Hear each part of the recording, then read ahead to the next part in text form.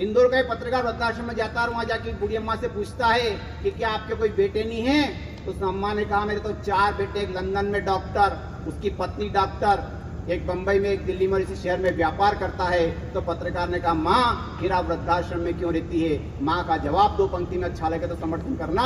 माँ ने कहा भगवान ने मुझे 4 बेटे दिए, अगर एक बेटी दी होती तो मैं वृद्धाश्रम में नहीं। क्या बात, क्या बात, वाह वाह।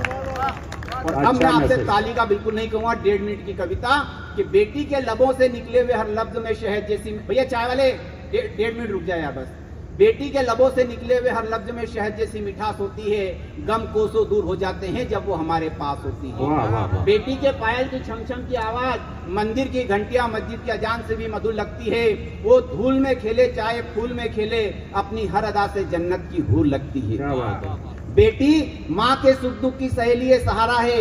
बेटी को माँ बाप का घर जन्नत से भी प्यारा है। बेटी पाने की सबको चाहत होती है, जबकि बेटी एक पराई अमानत होती है। विधाता ने जब पहली बार किसी बेटी को बनाया होगा, मानव के निर्माण के लिए इस धरा पर छोड़ने आया होगा, उस दिन विधाता भी सारी रात नहीं सोया होगा और बेटी की जुदाई में फूट फूट कर रोया होगा। अतः निवेदन है कि बेटी की आंखों में आंसू मत आने दो, बेटे के साथ उसे भी विद्यालय जाने दो।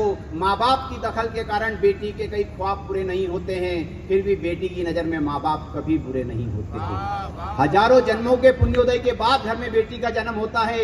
इसीलिए तो कहते हैं कि कन्या दान करना बहुत बड़ा धर्म होता है। कन्या दान के समय दिल में खुशी मगर चेहरे पर गम की परछाई होती है, और कठोर दिल बाप भी रो देता है जब बेटी की विदाई होती है।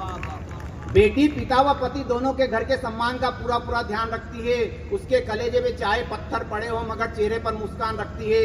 बेटी की मुस्कुराहट में हजारों हीरे मोती जड़े होते हैं, मगर जब कोई उसे जख्म देता तो इस दिल के टुकड़े टुकड़े होते हैं। बेटी की आत्मा से उस पल भी दुआओं के फूल बरसते हैं, जिस पल राखी के कच्चे धागे भाई की कलाई को तरसते हैं। बेटी माँ बाप की लंबी उम्र की हमेशा ही दुआ मांगती है। वो सुख में हो या दुख में हो, चौखट पर उनका रास्ता निहारती है।